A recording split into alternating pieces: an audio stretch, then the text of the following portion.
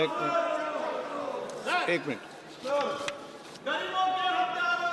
Minute सदन है ये मिस्टर, तरीका रखिए, तरीका ठीक नहीं है। माननीय सदस्य, सदन में मांग करने से या किसी विषय पर चर्चा करने से कुछ नहीं होगा। जो भी विषय होगा वह बिजनेस एडवाइज कमेटी में चर्चा से होता है। आप यहाँ पर सदन में बेल में आके मांग करोगे तो नहीं होगा। दूसरा, आप ऑपरेशन नहीं, आपको ऑपरेशन सिंदूर पर चर्चा करनी है नहीं करनी है आपको? अगर करनी है तो आप जाइए सदन के अंदर, और नहीं करनी है तो बताइए। आप मेरे एक सवाल का जवाब दीजिए। आप सब दल के नेता आए थे, सब दल के नेताओं ने सर्वसम्मति से कहा था कि ऑपरेशन सिंदूर पर चर्चा होगी। आप जो मेरे चेंबर में चर्चा करते हो उसके बाद फिर बेल पे आते हुए उचित है क्या? राजनीतिक दल में और नेताओं में कमिटमेंट भी कुछ बात होती है। या तो आप चर्चा करना चाहते नहीं करना चाहते हैं। मैं फिर आपसे कह रहा हूं, आप ऑपरेशन सिंदूर पे चर्चा चाहते नहीं चाहते? चाहते हैं तो सदन के अंदर अपनी सीट पे बैठिए। सदन स्थगित कर दूं? नहीं करना चाहते आप चर्चा? ऑपरेशन सिंदूर पर चर्चा नहीं करना चाहते? कोई भी मुद्दा बेल में उठाने से किसी मुद्दे पर चर्चा नहीं होगी। संसद के अंदर नियम प्रक्रिया है। नियम प्रक्रिया के तहत बिजनेस एडवाइजरी कमेटी के अंदर चर्चा होती है, उसके बाद मुद्दों पर चर्चा होती है। जो कुछ भी अगर आप नहीं चाहते, फिर मैं आपसे अंतिम बार आग्रह करना चाहता हूं कि आप अगर ऑपरेशन सिंदूर के महत्वपूर्ण विषय पर चर्चा नहीं करना चाहते चर्चा, सदन की कार्रवाई आज 1 बजे तक के लिए स्थगित की जाती है।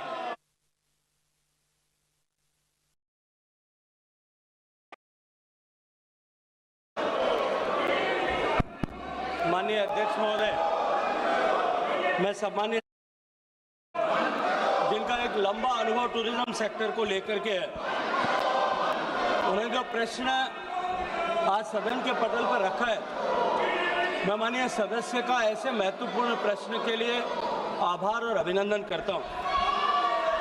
माननीय सभापति महोदय,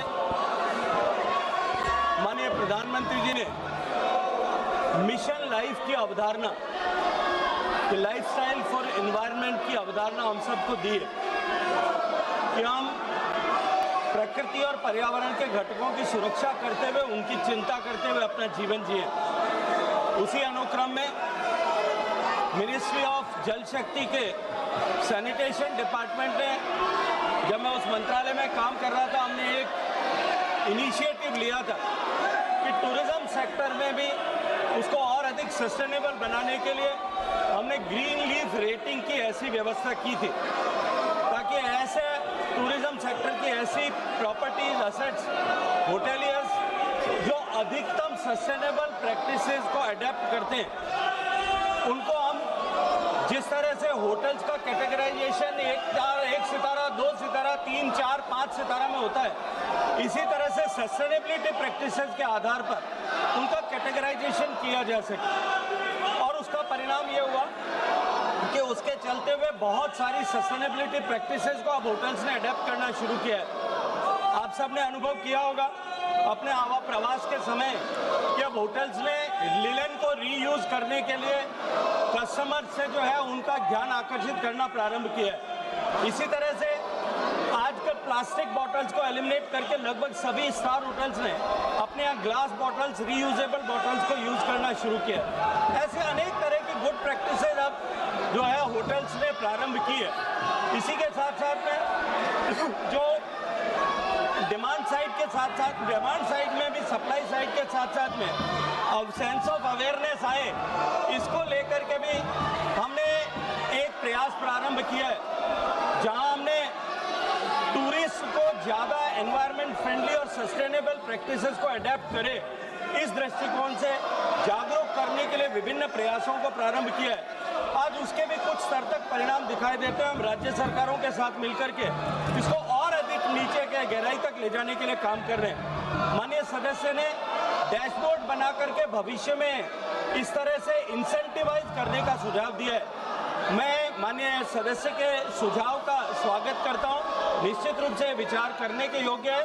आने वाले समय में हम इसे और अधिक विस्तार प्रदान करने के लिए हमने टूरिस्ट को गाइड करने के लिए टूरिस्ट सस्टेनेबल प्रैक्टिसेस को अडेप्ट करें, इसको लेकर के हमने पर्यावरण मित्र, पर्यटन मित्र और पर्यटन दीदी ऐसी योजनाएं भी प्रारंभ की है जिसमें हम टूरिस्ट को मोर जो है सस्टेनेबिलिटी प्रैक्टिसेस को अडेप्ट करने के लिए जागरूक कर रहे हैं।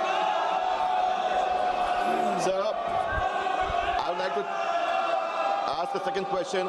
In light of the recent research published by the Nature Communication, which is a research foundation research paper, which finds that India, along with US and China, contribute to 60% increase in tourism-related carbon emission between 2009 to 19. May I ask, globally, may I ask the Honourable Minister, measures taken by the government to reduce environment impact on tourism sector, particularly through low carbon transport, energy efficient infrastructure and ecotourism promotion. Additionally, industry like CAI and EY, Ernst & Young, has projected that India will need 61.3 lakh skilled workers in tourism sector by 2036. How does the ministry plan to ensure the growth of the sector and remain inclusive with targeting skilling and employment opportunities for women, scheduled caste, scheduled tribe and other backward regions, which will help to promote tourism and especially in the tourism states? धन्यवाद माननीय सभापति महोदय, माननीय अध्यक्ष महोदय। माननीय सदस्य ने दो अलग अलग प्रश्न किए हैं। हालांकि दूसरे प्रश्न का मूल प्रश्न से संबंध नहीं है, लेकिन फिर भी मैं माननीय सदस्य की संतुष्टि के लिए उसका प्रत्युत्तर देना चाहता हूँ। पहले प्रश्न जो उन्होंने पूछा, मुझे लगता है कि मैंने अपने फर्स्ट सप्लीमेंट्री को रिप्लाई करते हुए विस्तार से उस विषय को रखा है कि हमने सस्टेनेबिलिटी को इंसेंटिवाइज करने, सस्टेनेबल प्रैक्टिसेस को अडेप्ट करने, डिमांड और सप्लाई दोनों साइड में, उसके लिए बहुत सारी प्रैक्टिसेस को प्रारंभ किया है। टूरिज्म मूलतः प्रारंभिक रूप से राज्य का विषय है। राज्य सरकारों ने भी इस पर बहुत सारे इनिशिएटिव लिए हैं। सिक्किम ने अपने यहाँ पर जिस तरह से जीरो प्लास्टिक की कॉन्सेप्ट के साथ में काम करना शुरू किया है, से बहुत सारे डेस्टिनेशंस में इस तरह के गुड प्रैक्टिसेस को अडेप्ट करने का प्रभाव दिखाई देता है। अभी हाल ही में माननीय प्रधानमंत्री जी के नेतृत्व में उत्तर प्रदेश में जो प्रयागराज का कुंभ आयोजित हुआ, 66 करोड़ लोग वहाँ गए। लेकिन मैं जिम्मेदारी के साथ में कह सकता हूँ, पक्ष विपक्ष के सभी माननीय सांसदों ने वहाँ पर जो है कुंभ में स्नान किया होगा, लेकिन कुंभ में जीरो प्लास्टिक उपयोग किया गया और प्लास्टिक वेस्ट वहाँ कलेक्ट नहीं हुआ। अगर हम सब लोग मिलकर के प्रयास करते हैं, निश्चित रूप से उसका परिणाम आता है। दूसरा, माननीय सदस्य ने एम्प्लॉयमेंट को लेकर के बात किया कि आने वाले समय में जो है स्किल्ड वर्कफोर्स की आवश्यकता पड़ेगी। जिस तरह से माननीय प्रधानमंत्री जी के नेतृत्व में अर्थव्यवस्था आगे बढ़ रही और देश के 30 करोड़ लोग गरीबी की रेखा के बाहर माननीय प्रधानमंत्री जी के द्वारा प्रारंभ की योजनाओं के कारण से निकल पाए, उसके कारण से भारत में टूरिज्म जो है, डोमेस्टिक टूरिज्म बहुत तेजी के साथ में बढ़ा है और हमारे इकोनॉमी की ग्रोथ के साथ में और अधिक विस्तार इसमें होगा। उसको लेकर के सारी दुनिया के लोग ये मानते हैं कि जिस गति के साथ में टूरिज्म बढ़ रहा है, उसके पैरी पास हो हमको स्किल्ड वर्कफोर्स की आवश्यकता पड़ेगी। भारत सरकार अपने इंस्टीट्यूट्स के माध्यम से लोगों को, युवाओं को इस कैरियर हॉस्पिटैलिटी इंडस्ट्री में अडेप्ट करने के लिए प्रेरित करती है और उनको ट्रेन करती है। हमने इसको और इंडस्ट्री फ्रेंडली बनाने के लिए दुनिया की जितनी ग्लोबल बड़ी चेन्स है जो भारत में प्रेजेंस है जिनका, उनके साथ में अपने इंस्टीट्यूट्स को पेयर किया है ताकि वो और ज़्यादा इंडस्ट्रियल फ्रेंडली स्किल जो है प्राप्त कर सकें। इसके अलावा बहुत सारे राज्य के विश्वविद्यालय और प्राइवेट विश्वविद्यालय भी इसमें ट्रेनिंग दे रहे हैं। लेकिन मैं ये मानता हूँ कि कोई भी स्किल की ट्रेनिंग जो है वो डिमांड के सापेक्ष, ऑर्गेनिकली उसकी डिमांड के सापेक्ष में ट्रेनिंग फैसिलिटीज़ बढ़ती है।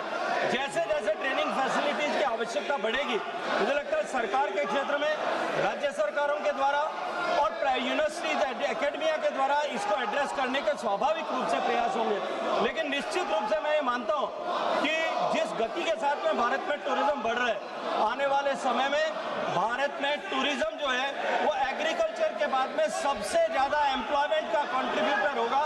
और जो है जिस गति के साथ में हम बढ़ रहे हैं, आने वाले समय में जब भारत की अर्थव्यवस्था माननीय प्रधानमंत्री जी के नेतृत्व में 2047 तक जो अपेक्षित है, वहां पहुंचने तक tourism sector global rate of contribution of tourism जो है उसके अनुरूप 10% का कंट्रीब्यूटर बनेगी और निश्चित रूप से बड़े संख्या में लोगों को रोजगार उसके माध्यम से मिलेगा। माननीय सदस्य, क्या आप सदन बाधित करना चाहते हैं? ऑपरेशन सिंदूर पर चर्चा नहीं करना चाहते? नहीं करना चाहते चर्चा? मिस्टर गोगोई और आप सब राजनीतिक दल के लोग आए थे, आपने कहा ऑपरेशन सिंदूर पर चर्चा होनी चाहिए, फिर आप सदन बाधित कर रहे हैं। आखिर सदन आप क्यों नहीं चलने दे रहे? प्रश्नकाल माननीय सदस्यों का सबसे महत्वपूर्ण समय होता है।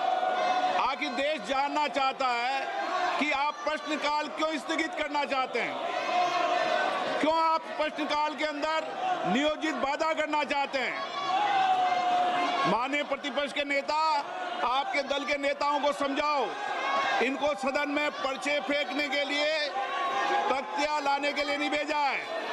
आप प्रश्नकाल नहीं चलाना चाहते, आखिर जवाब दो। देश जानना चाहता है कि आप प्रश्नकाल क्यों नहीं चलाना चाहते। 10 महत्वपूर्ण मंत्रालयों पे आज चर्चा होने वाली है।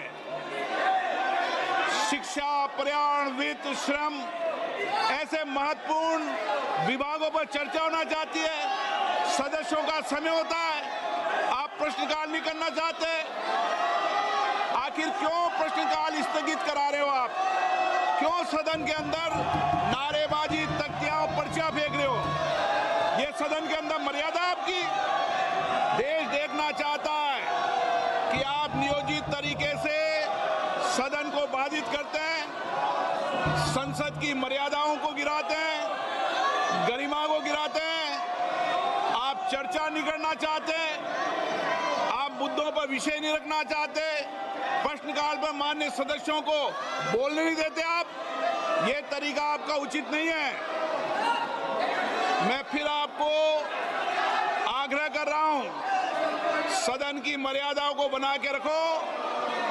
सदन सबका है, देश की 140 करोड़ जनता की अभिव्यक्ति का सर्वोच्च संस्था है। आप इसी तरीके का आचरण व्यवहार करना चाहते हैं, ये देश देखेगा कि आपने प्रश्नकाल को नियोजित तरीके से बाधा पहुंचाई, तख्तियां लहराई, पर्चे फेंके।